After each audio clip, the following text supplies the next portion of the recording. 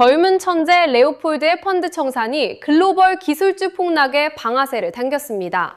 탐욕에 눈먼 월가 큰손들의 잔혹한 사냥을 완벽하게 해부합니다. 금요일에 주식이 이제 급등을 했었는데 오늘은 또 다시 급락하고 있거든요. 네. 도대체 지금 주식 시장에서는 어떤 이슈가 핫한지 상황을 좀 정리해 보도록 하겠습니다. 박근영 부장님, 어서 오십시오. 네, 안녕하세요. 네. 박근영입니다. 안녕하세요. 아, 주식이 참 어렵네요. 어렵죠. 예. 네, 저도 1999년도부터 주식시장 일을 하기 시작했는데 이게 한 20, 30년 정도면 이 제조업이면 벌써 장인이 됐을 것 같은데 이 금융업에 있다 보니까 다 똑같은 심정이에요. 아, 이거 어려워. 네, 그만큼 금융이 어렵다. 생각이 듭니다. 시대 흐름을 좀 잘 읽어보고자 주식에 손댔다가 아, 이게 참 이건 많이 어렵습니다. 네, 만만치 않은 시장입니다. 그리고 그렇습니다. 저도 지금 이런 역대급 시장은 20, 30년 만에 처음 겪어보니까 다 똑같은 심정이긴 해요. 네. 맞습니다. 뭐 항상 우리가 이제 AI 기초 체력에는 문제 없다 이런 얘기는 이제 많이 했으니까 네. 지금 주식시장에는 또 어떤 이슈가 핫한지 그걸 좀 쉽고 정확하게 네. 저희에게 좀 전달해 주시죠. 네, 우선 그 지난주 두 가지의 큰 이슈가 있었습니다. 지난주 사실 금요일 날 언급이 됐으면 참 좋았을 텐데 금요일 날 이제 우리가 본인이 안 나왔다 이거야. 내가 안 나오니까 진짜 중요한 이슈를 너네가 놓치더라 이 얘기야. 그래서 이제 지금 계속 이제 핑퐁 하다 보니까 좀 그런데 그래도 이제 말씀을 좀 드려야 될 것 네. 같아요. 네. 자, 첫 번째 이제 레오폴드 많이 들으셨죠? 레오폴드. 레오폴드 아시안 브레너인가 뭐 그런 이름이 있는데 이 친구가 이제 시츄에이셔널 어웨이크닝이라는 이제 펀드를 가지고 이제 이슈가 됐다가 이제 마진 콜이 나면서 이제 시타델이 인수했다 이런 이슈가 생기면서 야, 이 정도 터지면 바닥이다 이러면서 이제 지난 금요일 날 급등을 시킨 거죠. 네. 여기까지 알아들었어요? 저는 이제 네. 대충 아, 알아들었습니다. 그래요? 네. 레오폴드 그 잘생긴 친구 우리가 한번 맞아. 본 친구 아닌가요? 네. 어리다네. 어린 친구 2000 AI로 이제 한몫 잡고 맞습니다. 예. 뭐 투자회사 뭐 마련했다가 이제 거기 이제 청산됐다는 맞아요. 얘기입니다. 예. 2001년생이고요. 네. 상당히 젊은 친구고 결혼을 바로 앞두고 있었어요. 결혼 앞두고 있고 결혼까지. 신부는 그 엔트로피 그 사장 비서 출신입니다. 오. 예, 그래서 그래요? 전체 450억 달러 정도의 자산을 운용했었는데 100억 달러 정도는 엔트로픽에 들어있다라고 이야기는 알려져 있어요. 엔트로픽은 비상장이니까 네. 그거는 유지가 되고 있고 어. 자 그러면 350억 달러 정도를 이제 운용을 하다가 4배짜리 레버리지를 썼어요. 그러면 한 1,200억 달러 정도까지 썼겠죠? 와. 자, 근데 최근에 반도체나 IT 기술 업체들이 한 20, 30% 빠지니까 4배짜리에 30%면 이제 원금 다 날아가는 다 거죠. 날아가네. 그러니까 이제 여기도 레버리지의 위험성이 보이는 겁니다. 와. 자, 7월 초부터 이런 것에 대한 부분들을 이 레오폴드 이 친구가 이제 잘 나가겠죠. 중간에 이제 이런 것들이 이제 초신성 매니저다. 헤지 펀드. 야, 이게 비상장사까지 합치면은 1100%의 수익을 올렸다. 이러면서 이제 미국 시장에서 핫하게 화두가 되고 이 친구도 이제 좀 약간 이제 출연을 하다 보니까 내 포트는 이렇다라고 공개를 다 해버려요. 뭐 얼마 갖고 있고 뭐 얼마 갖고 있고 공개를 해버렸습니다. 그러니까 시타델 등을 포함한 헤지 펀드들의 먹잇감이 딱 되는 거죠. 얘 뭔가 취약한데 레버리지 엄청나게 쓰고 좀 밀면 얘 죽일 수 있겠는데라고 밀리겠는데. 생각을 한 거예요. 그게 실수였네. 네, 그래서 이제 저희가 뭐 시타델한테 물어봤자 본인들이 대답을 안 하겠지만 시장에서는 이제 이렇게 이제 의심을 합니다. 시타델이 의도적으로 얘를 죽였다라고 의심을 하는데 아, 네네. 7월 초부터 그 작업이 시작되고 시타델은 공매도를 때리기 시작해요. 그러니까 공매도, 그러니까 빠지면 수익이 나는 걸. 그러니까 빠지면 수익이 나는 걸 공매도를 시작하고 포지션을 잡고 난 다음에 FMC 시작되기 바로 직전에 갑자기 깜짝 금리 인상 가능하다라고 리포트를 내요. 시장에 겁을 주는 거죠. 아. 네. 그래서 금리 인상되면 주가 더 빠지니까. 네, 그래서 기술주가 그때부터 훅 빠졌습니다. 오. 그러면서 이제 훅 밀리니까 20, 30%확 밀리니까 레오폴드가 갖고 있던 포지션들이 청산되기 시작하겠죠. 그렇게 네. 되는 거구나. 그리고 이제 돈을 구해야 될 거 아니에요. 이게 다 날라가 버렸으니까 네. 그걸 마진 콜이라 그러는데 추가 증거금 내라 나오겠죠. 미국 시장에서 IB들이 등을 돌려요. 안 빌려줘? 안 빌려주고. 그 젊은이한테 안 예, 빌려줘. 예. 그리고 영란은행, 영국에서도 이제 전체 시장의 금융시장이 이것 때문에 흔들릴 수가 있으니까 은행권에 이제 조사가 들어가요. 이거 얼마나 너희가 노출돼 있냐라고 하면서 압박이 들어가니까 다른 금융권들도 돈을 안 빌려주기 시작하죠. 돈이 없죠. 이 조달을 못해. 그럼 막을 수가 없잖아요. 이게 마진콜을 막으면 버틸 수가 있는데 반등까지 못 버티게 되는 거죠. 결혼식도 앞두고 있고. 그러니까 시타델이 싹 접근합니다. 야, 우리가 받아갈게. 그러면서 시가보다 10% 싸게 받아가요. 그걸 싹 다. 아, 전부 다. 네, 그러면서 헤지 펀드들이 바닥이다 그러면서 일시적으로 급등을 시켜버린 거죠. 아. 시타델이 그래서 이제 엄청난 그 수익을 올렸을 거로 생각을 하고 있고요. 이 친구는 그러고 난 다음에 바로 결혼식을 올립니다. 아 결혼했어요 또. 했습니다. 예, 결혼했고요. 그래도 웃으면서 결혼하더라고요. 그래요. 예, 그리고 엔트로피가 100억 달러는 박혀 있으니까 돈이 없는 것도 아니고 그래서 뭐 그 레오폴드 걱정을 하지 말자 말씀을 드리겠는데 아무튼 이런 사례가 생기면서 이제 글로벌 헤지 펀드들의 가장 아주 그런 금융시장의 어떤 그런 민낯 그런 것도 우리가 알 수 있죠. 잔인하네. 네, 잔인합니다. 네. 근데 그것도 본인들이 하던 일이니까 시타델 입장에서는 뭐 그렇긴 하죠. 절대 수익을 올리기 위해서 포지션을 가지고 할 수 있기 때문에 이걸 약간 뭐라 그럴 수도 있고 아니면 뭐 원래 그렇게 하는 게 또 그 금융시장의 냉정합니다.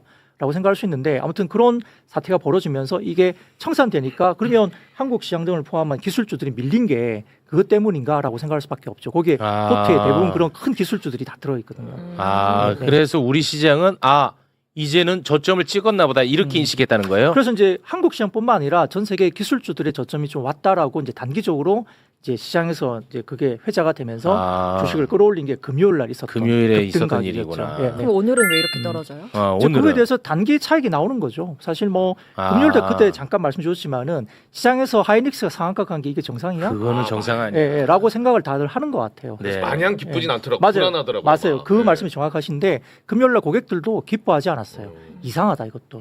올랐지만 다행이긴 하지만 이상하다로 다 생각하는 거예요. 예, 그리고 두 번째는 시타델이 그 자산을 인수를 했는데 시타델이 그걸 AI가 너무 좋아서 인수한 건가? 라는 거죠. 본인들이 AI 시장을 너무 좋게 봐가지고 이걸 시타델이 인수했다 보지는 않는 거예요. 얘네들은 짧게 치고 빠져나갈 거다라고 생각을 하는 거죠. 그럼 결국은 인수한 자금들은 시가보다 10% 싸게 인수했죠. 그다음에 급등 나왔죠. 그럼 20-30%는 먹었단 말이에요 지금.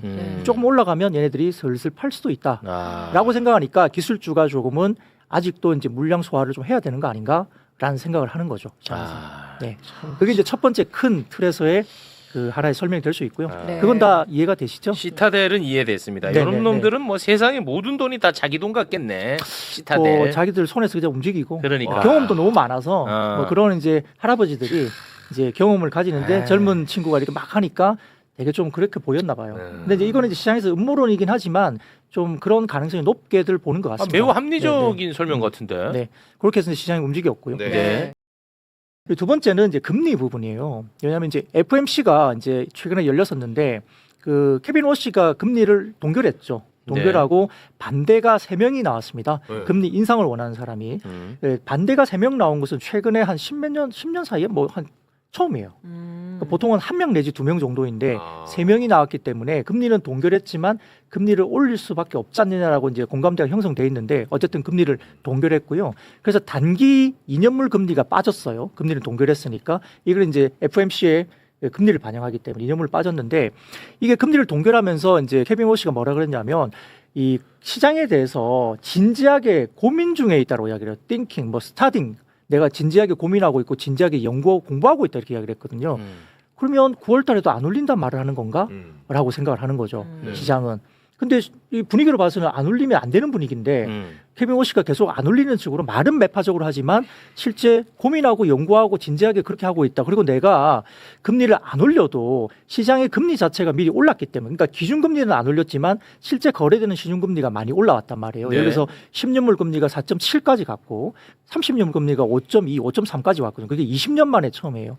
30년 금리는. 그렇게 하니까 내가 금리를 안 올렸는데 내가 말 던지니까 봐 시장이 알아서 움직였잖아. 그러면 그 자체로도 긴축이 됐기 때문에 효과 있잖아. 기준금리를 안 올려도 효과가 있잖아라고 이야기를 한 거죠. 네. 이게 좀 문제가 됐는데 헷갈리는 거예요 그때부터. 자 헷갈리는데 뭐가 문제냐면 하반기에 미국 정부가 발행해야 될 그 채권이 30년물 장기채가 8조 달러 정도가 된다고 합니다. 어마어마한 물량이 이제 나올 거거든요. 네. 이제 시장의 재정을 위해서 계속 좀 돈을 푸는 거예요 지금. 그럴 건데 문제는 우리가 이제 빅테크들이 돈을 계속 이제 캐펙스 증가를 한다. 그 이야기는 지난주까지 계속 말이 나왔기 그렇습니다. 때문에 공격적으로 우리가 할 거다 말을 나왔죠. 네. 근데 이제 현금이 떨어지고 있고 잉여 현금이 주니까 채권 발행을 할 거예요. 그래서 시장에 채권에 투자하는 사람들이 국채 금리보다 이런 빅테크들의 채권이 훨씬 더 매력적이라고 생각하는 거죠. 빅테크들도 30물짜리를 많이 발행을 하거든요. 네. 그래서 국채보다는 빅테크들의 채권을 더욱더 선호를 하게 됩니다. 그러면 8조 달러를 어마어마한 국채를 발행해야 되는데 수요가 줄겠죠. 수요가 줄면 이제 만약에 채권 가격이 올라가면 금리는 빠지고 채권 가격이 빠지면 금리는 올라가거든요. 수요가 준다는 이야기는 가격이 빠질 수 있다는 이야기니까 30년물 국채 금리가 확 튀어버린 거죠. 그 금리가 튀잖아요. 그러면 제가 목요일 날인가 그 빅테크들의 CDS 프리미엄이라 해가지고 이게 그 부도 위험을 나타내는 말씀드렸죠. 이렇게 막 하고 메타가 200이 넘어가고 막 네. 그런 거 말씀드렸잖아요. 네네. 그런 것들 치솟고 있잖아요. 네. 그러니까 금리가 30년 막 올라가니까 야 금리가 안 빠지겠네. 그러니까 이제 조달하는데 비용도 많아지고 그러면 이제 또 돈을 벌긴 벌지만 이 캐펙스 투자에 대한 어떤 자금 부담이 조달이 있죠. 더 부담이 생기니까 수익성도 악화되는 거 아닌가라고 생각하는 거고 또 미국 시장에서 가장 중요하게 생각하는 게 이제 자사주 취득과 관련된 주주 환원이거든요. 그런 것들이 약화될 수 있다고 생각하니까 아니면 채권 발행을 안 하고 또 증자 그러니까 주식을 발행해서 또 돈을 땡기는 거 아닌가? 그러면 또 주가는 희석돼야 되니까 희석되죠. 그러니까 기술주들이 되게 무거워 보이는 거예요. 네, 그런 사태가 벌어지면서 이 금리 부분이 되게 중요한 민감한 사안으로 지금 실제 벌어지고 있다. 그러니까 기준금리는 동결했지만 시중금리가 튀어 있는 상태에서 안 빠지고 있는 게 되게 좀 부담스럽다. 이렇게 생긴 게 두 가지가 큰 사태가 생긴 겁니다. 그럼 그 금리 이슈를 그 지속되는 이슈인데 네. 들어보니까 맞죠? 이게 지금 뭔가 제대로 뭐 이렇게 풀지 못하면 어쨌든 지금 오늘도 보니까 어쨌든 30년물 금리도 5.2, 5.3에서 놀고 있고 10년물 금리도 지금 유가가 빠졌거든요. 네. 주말 사이에 이란 공격을 또 멈춘다 그래가지고 지금 WTI나 브렌트유도 되게 많이 빠졌어요. 급락을 네. 했는데 금리가 안 빠집니다. 금리가 10년물 국채 금리도 4.7 언저리거든요. 네. 4.6, 4.7 언저리예요. 이게 4.5 밑으로 내려와야 좀 편안해요. 네. 그게 안 빠지니까 5% 보러 가는 거 아니야 싶은데요. 만약에 10년물 금리가 5%로 올라가면 주식시장이 되게 안 좋아질 가능성이 높습니다. 임기치로 생각하는 위치가 그 정도거든요. 시장이 되게 안 좋았을 때 10년물 금리가 5%까지 막 올라가는 경우 그럴 땐 별로 안 좋아요. 시장이. 네. 그런 것들이 지금 시장에서 약간 배경에서 좀 두려워하고 있다 생각하시면 될 것 같습니다. 주가는 좀 어렵다고 봐야겠네요. 말씀 들어보니까. 이제 바닥은 단기 바닥은 지난주 이벤트로 좀 본 것 같다라는 이야기는 많아요. 단기 바닥은. 그런데 올라가는 것은 좀 별개의 문제라 생각하는 거고 그나마 좀 다행인 것은 오늘 보시면 이 코스피가 5% 정도 빠지고 있습니다만 네. 상승 종목이 더 많아요. 상승하는 종목은 많아. 네, 그러니까 그럼 삼성이랑 하이닉스가 많이 빠졌나 보네. 8%대 빠졌어요. 네, 그리고 그를 추종하는 뭐 삼성물산이나 SK나 이런 종목들도 좀 빠져 있거든요. 근데 뭐 오늘 삼성전기는 지난주에 상한가 올라가고 오늘도 올라가고 있고 삼성전기. 네, 오늘도 올라가고 있고 뭐 LG노텍 같은 경우도 안 빠지고 그러니까 그런 것들은 괜찮고 그 외에도 지금 전력 뭐 데이터 센터 관련된 전선, 전력 설비 변압기 이쪽은 급등이 나왔고요. 그다음에 로봇주 급등이 나왔고 로봇주. 그다음에 건설과 건설기계 급등이 나왔고 그다음에 일부 바이오주 급등이 나오고 상한가 올라간 종목도 있고 엔터도 살짝 좋은 거. 엔터도 괜찮고 화장품과 미용기기 급등 나오고 있고 그러니까 이런 것들이 돌면서 이제 반도체나 이제 큰 이 데이터 센터나 이런 큰 대기업들 몇 개가 좀 너무 안 좋지만 다른 쪽으로 돌면서 지금 시장이 오히려 5% 빠지는데 가진 종목들은 꽤 올라가는 그런 분위기가 지금 나타나고 있어서 좀 편안해요. 한 5% 빠지니까 뭐 약보합 정도 눌림목 이런 느낌 정도예요. 체감상. 체감상. 예. 하기야 뭐 내 거 빼고 다 올랐다 보면 되겠네요, 오늘은. 재밌네. 뭐 여러분이 좋다니까 뭐 좋습니다, 저는. 네. 뭐 어쨌든 그런 상황입니다. 그래서 상당히 좀 이제 순환매가 돌 것인가 아니면 다시 한번 반도체가 들어올 것인가 문제는 항상 시속 게임이기 때문에 그리고 이제 고객 예탁금이 140조 원 가던 예탁금이 네. 뭐 104조 이 정도로 떨어져 있으니까 많이 빠졌네. 한 35조, 36조가 빠졌어요. 우리가 코로나 시절 때 주가 막 폭등했잖아요. 그때 고객 예탁금 최고치가 80조 언저리였으니까 35조가 빠졌으면 엄청난 돈들이 빠져나간 거죠. 개인들이 사실 털리기도 했고요. 지난주에 수요일 날, 목요일 날 이때 많이 털린 거죠. 바닥에서 완전히 항복하는 물량들이 많이 털린 게 눈에 띄고요. 그러면서 이제 털리고 바닥 보고 아까 레오폴드 그 이슈가 생기면서 이제 바닥 보고 튀니까 어떻게 보면 주식시장이 굉장히 잔인하다 볼 수가 있습니다. 그래도 이제 오늘부터는 이제 또 대한민국 정부가 아주 적극적으로 이제 대응을 하는 것 같더라고요. 그 부분은 조금 기대할 수 있는 포인트가 아닌가 그런 생각해 봅니다. 네, 뭐 조금이라도 어쨌든 좀 타이밍이 아쉽긴 한데 좀 빨리 좀 나와줬으면 좀 더 좀 적극적으로 나와줬으면 하는 생각이에요. 네. 뭐 기대 안 하는 표정이야? 저는 뭐 약간 정치적인 뉘앙스 이게 정치가 아니고 이건 대책, 대응. 근데 좀 저는 아직도 좀 저는 부족하다 생각합니다. 아니 그러니까 뭐 오늘 뭐 나온 건 없는데 오늘 아마 그 뭐 회의인가 할 거예요. 긴급. 으로. 근데 그게 저희들 방송에서 이야기한 지가 한 달 넘었잖아요. 예, 예. 예, 빨리 나와줘야 된다 이야기를 한 게 한 달이 넘기 때문에 네. 이제 타이밍상의 어떤 약간의 아쉬움과 그리고 이제 강도에 대한 부분들이 좀 아쉬운데 음. 여러분들 뭐 개인 ETF만 막으면 된다 생각할지도 모르겠지만 전체 거래 대금 중에 3분의 1밖에 안 돼요. 개인의 ETF는. 아. 외국인하고 기관도 ETF를 한단 말이에요. 네네. 근데 그걸 가지고 기관 외국인들이 계속 그걸 가지고 이제 운용을 하면서 개인들하고 이제 거꾸로 잡으면서 막 그럴 수도 있잖아요. 그러면 이제 자금력이 있는 외국인 기관들이 개인 수급을 흔들어대면서 할 수도 그렇겠지. 있으니까 네. 이게 개인만 때려 잡는다고 될 일은 아닌데 네네. 현재 대책의 포커스는 다 개인 투자자들 포커스입니다. 뭐 교육을 강화하고 뭐 시험을 본다든지 그다음에 뭐 증거금을 좀 뭐 올린다든지 이런 것들이 뭐 현금을 써야 된다 이런 것들이 다 개인 포커스거든요. 네. 근데 외국인하고 기관은 그러면 놔둘 거냐? 그들이 가지고 하는 것들은 어떻게 할 거냐도 그래서 좀 배제돼 있는 게 저는 아. 개인적으로 좀 아쉽다는 생각이라서 뭐 더 이상 말하면 조금 위험성이 넘어가니까. 아니, 네. 아니 우리 부장님은 네. 개인 투자자만 보고 가야 돼요. 아 그럼요. 예, 예. 네. 그래서 아쉽다 말씀을 드리는 겁니다. 그렇습니다. 누굴 예. 눈치 보니까 그러니까 개인 이제, 투자자들을 위해서 하는 방송. 약간 아쉬웠던 멘트가 그거죠. 이제 뭐 지난번에 이제 김용범 정책실장님께서 네. 이제 개인 투자자들의 역동성의 문제를 이제 거론을 좀 하셨는데 조금 아쉬운 부분이 분명히 있었습니다. 거기에서는 왜냐하면 외국인과 기관들도 ETF를 거의 70%를 그들이 하는데 그들이 흔드는 것에 대해서는 이제 아무런 이야기가 없잖아요. 네네. 그러니까 이제 ETF가 이제 구조상 그런 게 있기 때문에 조금 아쉬운 부분은 그 부분에서 있다. 네. 그 대책이 좀 어떻게 나올지 모르겠습니다만 네. 좀 포괄적으로 좀 어떤 평가를 좀 하고 어렵죠. 이게 쉽지는 않습니다. 먼저 상품이 나와 있는 상태에서 뭔가 한다는 게 쉽지 않은데 그래서 좀 포괄적인 부분을 좀 보고 좀 그에 대해서 좀 고민을 해주시면 좋겠다. 뭐 그 정도 말씀을 드릴 수 있겠습니다. 네. 그 2배에서 이제 1.5배로 그 조정할 가능성 얘기가 나오는데. 레버리지. 네. 레버리지. 네. 단일 종목 레버리지. 맞습니다. 그 지난 금요일 날도 거래대금 자체가 확 주긴 했어요. 예. 죽긴 했는데 그걸로 끝날지 아니면 또 앞으로 어떻게 될지 뭐 줄기는 하겠죠. 분명히 뭔가 좀 쪼였으니까 줄기는 할 텐데 그것만 갖고 어떨까는 잘 모르겠습니다. 오늘도 보면 그냥 5% 빠지잖아요 시장이. 네. 5%는 사이드카예요. 사이드카. 아. 네, 사이드카. 아, 그러네. 그러니까 지금 최근에 그런 말이 있습니다. 부모님 뵙는 것보다 사이드카 뵙는 게 더 많다. 많다고. 더 많다. 네. 그만큼 지금 이게 25년 동안 보던 거를 한 해 지금 벌써 그것보다 더 많이 보고 있으니까 그러니까. 변동성이 아직도 줄어든 건 아니죠. 네. 조금 나아지긴 했는데 줄어든 건 아니다 생각이 듭니다. 알겠습니다. 자. 오늘도 코스피 보면은 근데 이제 외국인이랑 기관은 다 팔고 있고 지금 개인들이 다 받아내고 있는 상황이라 그나마 그래요. 그 올해 그 한 하반기까지는 좀 어떻게 좀 안 좋다고 봐야겠죠. 아니 마음이라도 좀 준비를 해놓게. 네, 진짜 솔직하게. 솔직하게 합시다. 네, 안 좋다기보다는요. 네. 안 좋다기보다는 일단 단기 바닥은 좀 본 것 같다라는 음. 사람들이 대부분 다 이제 인정을 하고 있는 것 같고 네. 올라가는 게 조금 이제 쉽게 올라가는 것보다는 좀 허들이 많을 거다라고 생각하는 허들이 거고 많다. 이제 우리가 단순하게 수급만 놓고 보면 지금 방송을 보시는 개인 투자자들 많이 지금 이제 솔직히 말해서 뭐 물려 계시잖아요. 그렇습니다. 그 올라오면 단가 오면 다 팔고 싶어 하는 마음들이 많겠죠. 마음 그러니까 크겠고. 그런 허들도 좀 있을 수 있고 네, 신뢰도도 많이 좀 떨어진 그 상태고. 부분이죠. 예, 그러니까 상반기에는 우리 주식 한번 해보자. 야 이거 투자해서 시시했잖아요. 네네 자금도 좀 들어오고 이제 전체적인 정책 분위기도 그랬어요. 들어오면 정상화되면서 주가가 좋아질 거다 그런 게 있어서 다들 으쌰으쌰 했는데 지금은 아무 말이 없고 뭐 어쨌든 정치권에서도 이건 뭐 이런 이야기들이 별로 안 나오잖아요. 앞으로 어떻게 하고 자사주 어떻고 상법 개정 어떻고 이게 구체적으로 아주 적극적으로 나서는 분이 별로 없다라는 느낌이 좀 들고 네. 그러다 보니까 올라가면서 좀 이런 것들에 대해서 좀 힘도 빠져 있고 신뢰가 좀 떨어지면서 아무래도 이제 그런 수급에 대한 뭐 센티라 그럴까 기세 이런 것들이 좀 줄어들고 있으니까 허들이 좀 있을 거다 생각이 들고요.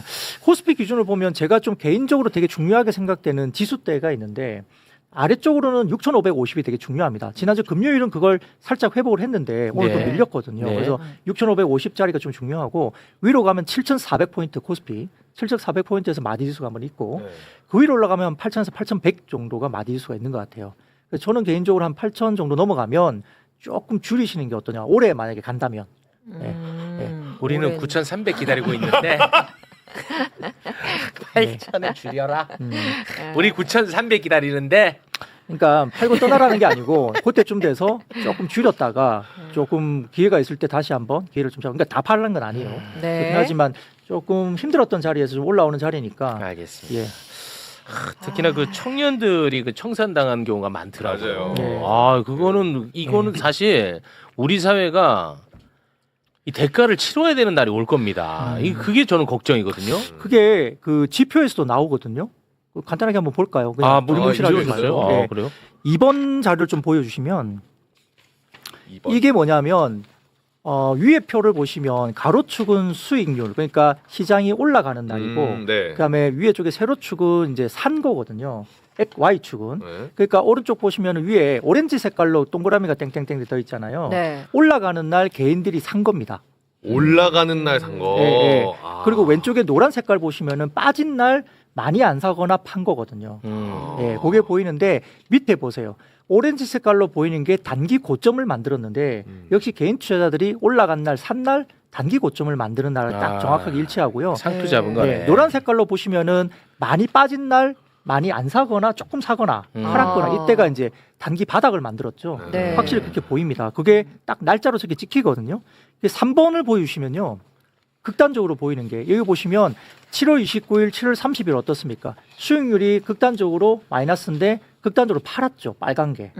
완전히 저 분면이 몇 번 없는 건데 팔았잖아요. 수익률이 마이너스 날 때 판 거. 네. 항복을 한 거죠. 항복. 그러니까 뭐 담보 비율이 막 꺾이거나 이래가지고 어쩔 수 없이 항복하거나 막 던지고 나가거나 이런 거. 청산된 거지. 청산된 거죠. 그러니까 사실은. 바닥을 30일 날 바닥 보고 31일 날 급등이 나온 거예요.